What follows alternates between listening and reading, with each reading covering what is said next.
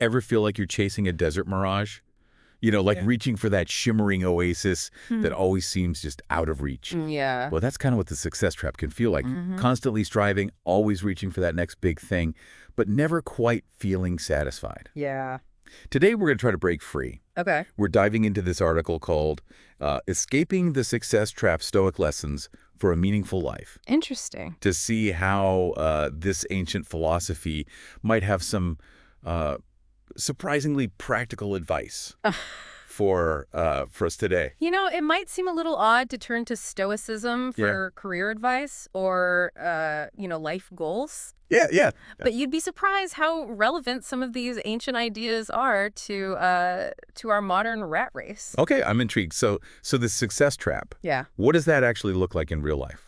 Well, think about that classic scenario. Yeah. You land your dream job, right? Yeah. The corner office, the big salary, the whole 9 yards. Yeah. But then almost immediately, you're kind of eyeing an even bigger role. Right. A fancier title, you know? Yeah. Each win just becomes the new baseline for the next pursuit. It never ends. I know that feeling. It's like climbing a mountain, but the summit keeps getting higher. Right. No wonder everyone feels burned out all the time. Exactly. Yeah. And this constant striving is actually what psychologists call the hedonic treadmill, right? Okay. You're just running and running, chasing these external markers of success, money, status, possessions, but you never actually get anywhere in terms of lasting fulfillment.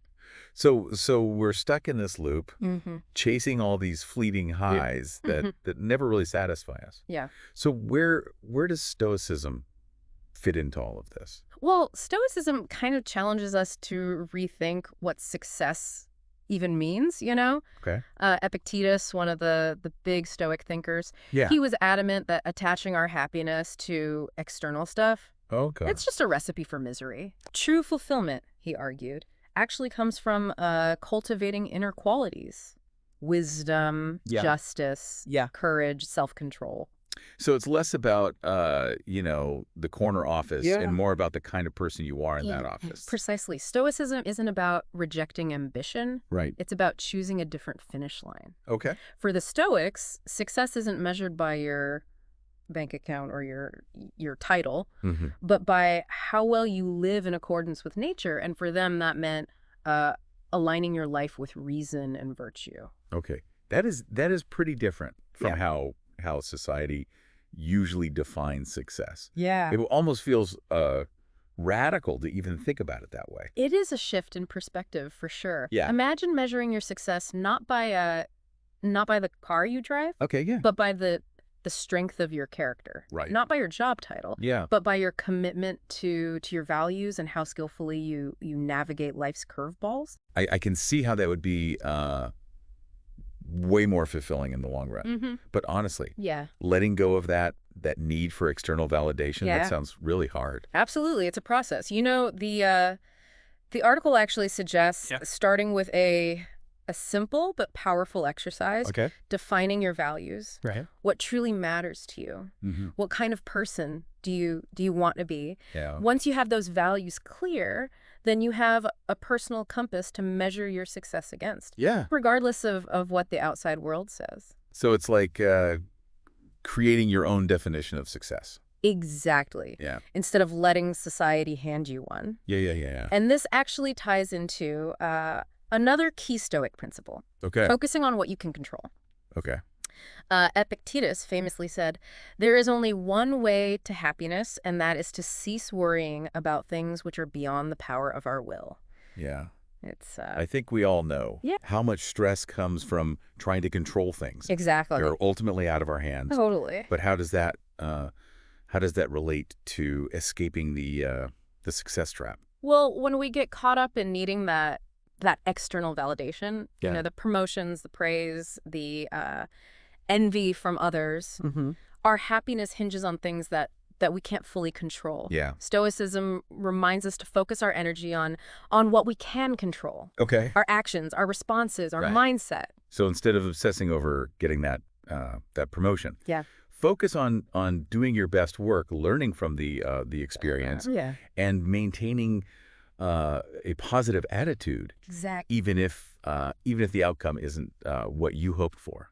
Exactly. This doesn't mean becoming passive or giving up on goals, but it does mean finding a sense of peace in the journey itself, regardless of the destination. Yeah. It's about internal validation rather than constantly seeking it from the outside world. This is making a lot of sense to me, but I can already hear some listeners thinking, isn't this all a bit idealistic? Yeah. The real world doesn't work that way. It's a fair point. Yeah. But Stoicism isn't about pretending life is always rosy. Yeah. It's about equipping ourselves with the mental tools to handle whatever comes our way. Okay, so how do we start building that mental toolkit? Where do we even begin to apply these Stoic principles in our daily lives? Yeah. Especially, when it comes to navigating this relentless pressure to achieve success. Well, the article actually suggests several practical practices, and in the next part of our deep dive,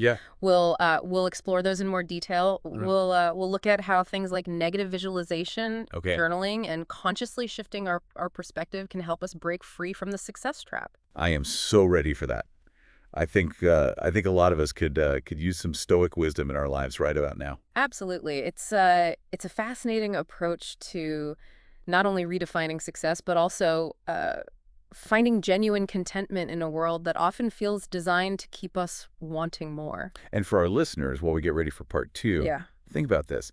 What's one thing you could shift in your own life to embrace a more Stoic definition of success?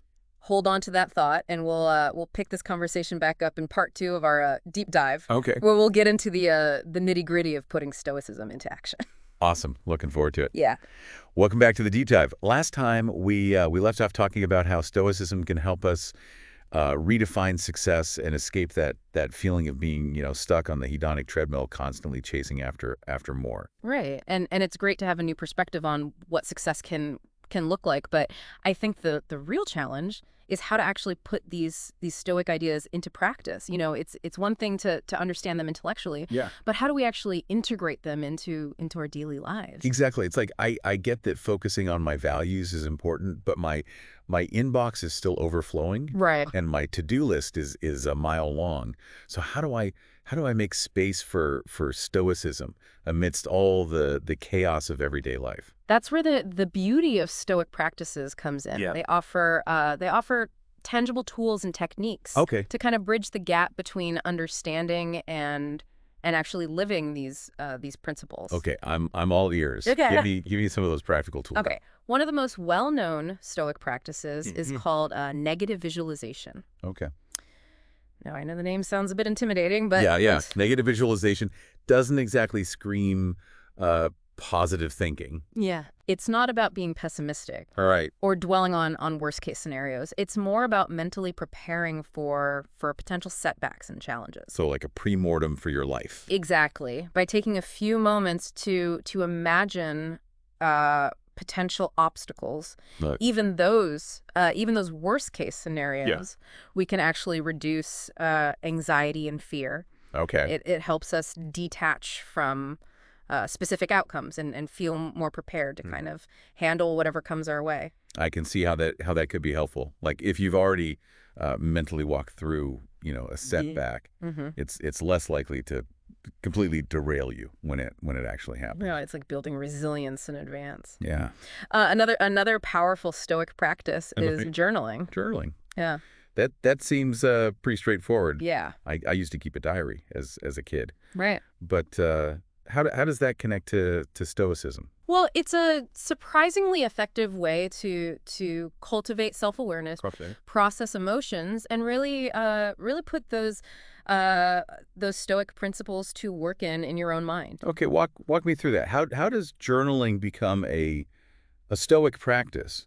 Well, by regularly writing down our thoughts and feelings, we start to notice patterns in our thinking. Okay. We become more aware of our judgments, our reactions to events, and the things that trigger those those negative emotions. Just like becoming an observer of your own internal dialogue. Exactly. You start to see the stories that you're telling yourself about the world and your place in it. Exactly. And once we're aware of those stories, we Yeah. can start to question them. Okay. You know, are these thoughts helpful? Are they based in reality? Are they aligned with the values we want to live by? I love that. It's like taking back control Yes. of your own narrative. Exactly. Instead of letting your emotions run the show.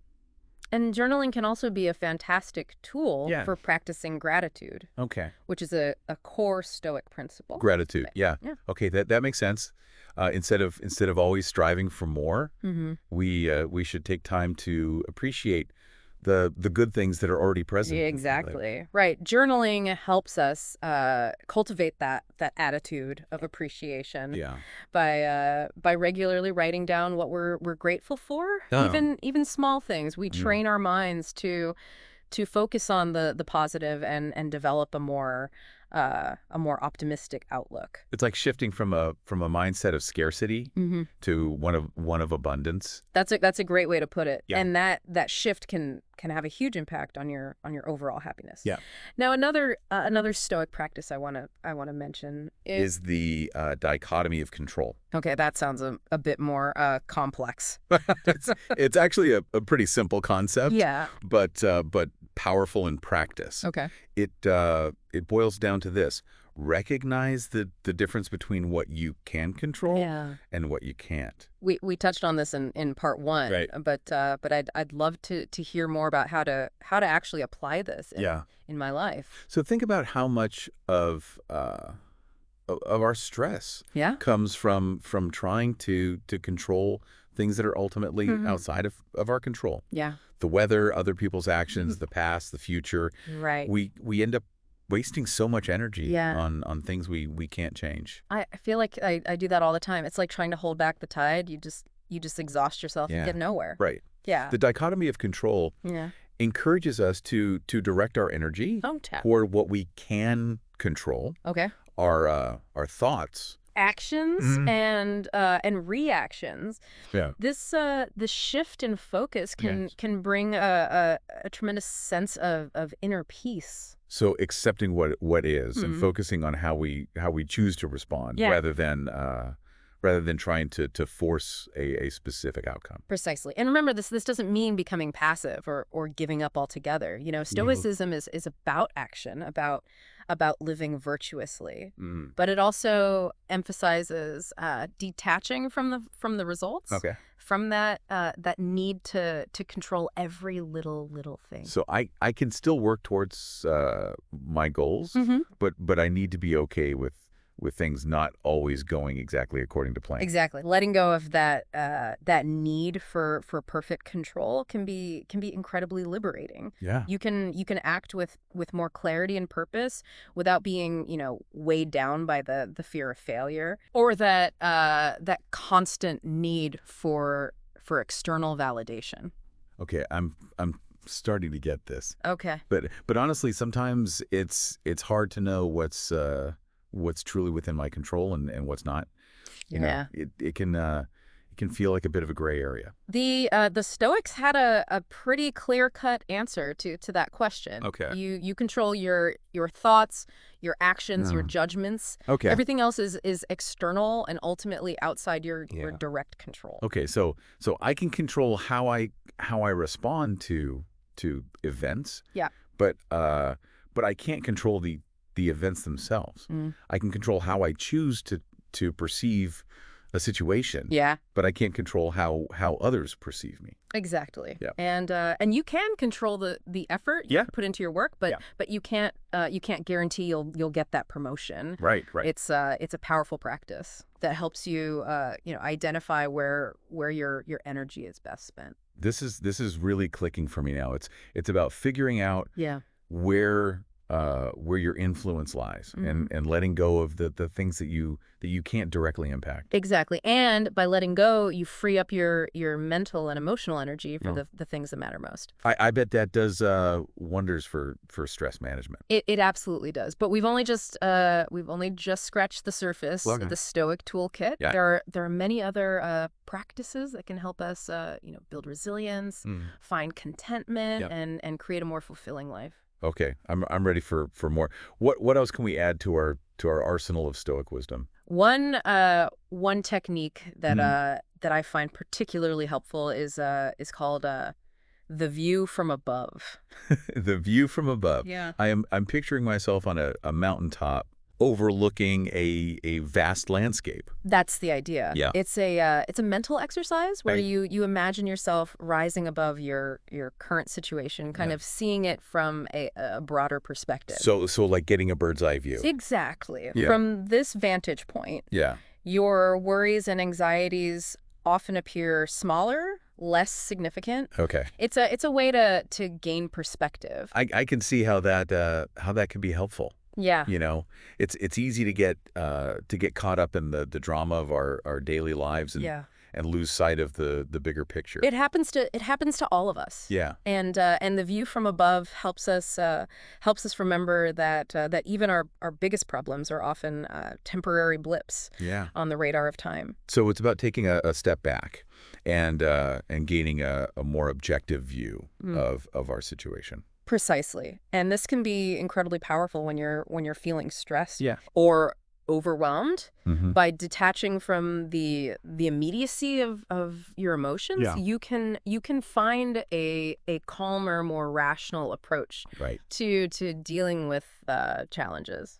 This is all so insightful, but I have to be honest, a part of me is still a little skeptical. Yeah. It all sounds great in theory. Yeah. But can these Stoic practices really make a tangible difference in my life? That's a valid question. Yeah. And the best way to answer it is to try it out for yourself. Experiment with these practices and see what works for you. Yeah. You might be surprised at the impact they have on your well-being and overall outlook. So it's about putting these ideas into action and seeing how they resonate with me. Exactly. Stoicism isn't about blindly following rules or dogma, right? Right, yeah. It's about finding what works for you. Yeah. Adapting the principles to your own life and making them your own. This has been an eye-opening conversation. I feel like we've been given a powerful set of tools to navigate the complexities of life, especially when it comes to redefining success and finding contentment. Yeah. But I have a feeling there's even more to uncover, right? Absolutely. We've only scratched the surface. Okay. In the final part of our deep dive, we'll explore another profound Stoic principle, amor fati, and how embracing this concept can help us truly escape the success trap and live a more fulfilling life. Well, I can't wait to dive into that. And for our listeners, as we get ready for part 3, consider this. Which Stoic practice we've discussed today resonates with you the most? Yeah. Which one are you willing to experiment with this week? Try it out. Keep a journal. Experiment with negative visualization. See how it feels to apply the dichotomy of control. Yeah. We'll be back to explore even more Stoic wisdom and how it can help us all live more meaningful lives. Welcome back to the deep dive. We've been on quite a journey exploring how Stoicism can help us escape the success trap and redefine what it truly means to live a fulfilling life. Yeah, it's amazing how these ancient philosophies still resonate so deeply with our modern challenges. It's like Stoicism offers this timeless roadmap for navigating the complexities of human experience. Totally. And in this final part of our deep dive, I want to talk about one more powerful Stoic principle that you mentioned earlier. Okay. Amor fati. Okay. It's a concept that's both intriguing and a little bit intimidating. I have to admit. Amor fati, often translated as love of fate. It's one of the most powerful and perhaps misunderstood concepts in Stoicism. Okay, full disclosure. It's a bit of a head scratcher for me. Yeah. How can we possibly love everything that happens to us? Yeah. Especially when things are tough, you know? Right. Life throws curveballs. Things happen that are unfair, painful, just plain awful. How can we be expected to love that? You've hit on a key point. It's not about loving the specific events themselves, Right. but rather loving the grand tapestry of our lives with all its intricate threads, the light and the dark, the joys and the sorrows. So it's more about accepting that everything, even the difficult stuff, happens for a reason, even if we don't understand it in the moment. That's getting closer to the heart of it. Okay. The Stoics believed that everything that unfolds, every twist and turn in our journey is part of a larger cosmic order. Okay. By embracing this idea, we can find a deep well of peace and acceptance, even in the face of adversity. Okay, I'm starting to see how this could be incredibly empowering. Yeah. Instead of resisting or railing against what is, we kind of surrender to the flow of life, trusting that even the difficult experiences are guiding us somewhere, teaching us something. Exactly. Amor Fati invites us to shift from resistance to acceptance. Yeah. From battling against reality to embracing it with open arms. You know, that reminds me of a quote from Marcus Aurelius. Yeah. That I absolutely love.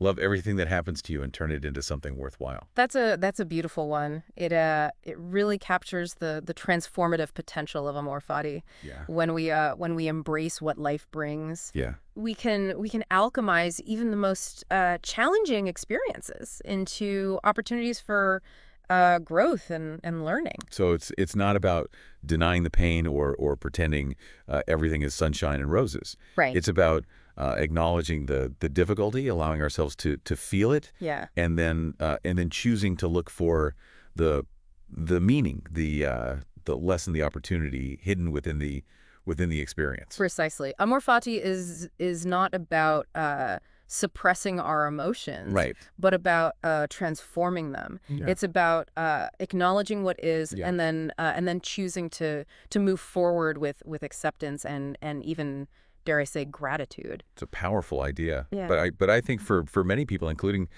myself, putting this into practice is going to be a real challenge. Yeah. It's easy to talk about Amor Fati when things are going well. Right. But when we're facing hardship, loss, heartbreak, that's when it gets really tough. You're absolutely right. Amor Fati is not a switch we can flip on and off. It's a practice. It's a lifelong journey of learning to surrender to what is, to trust the unfolding of our lives, and to find beauty even in the midst of brokenness.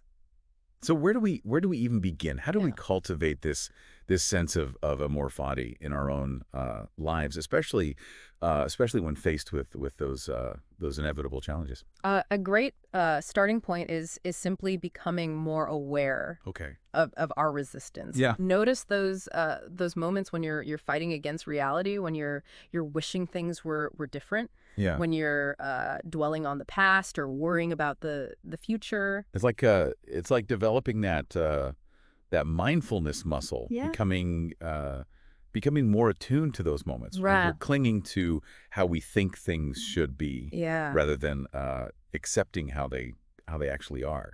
Exactly. And once you become aware of that resistance, you can start to gently, compassionately shift your perspective. Okay. Instead of fighting against what is, ask yourself, what can I learn from this experience? How can I grow from this challenge? What is this situation teaching me about myself?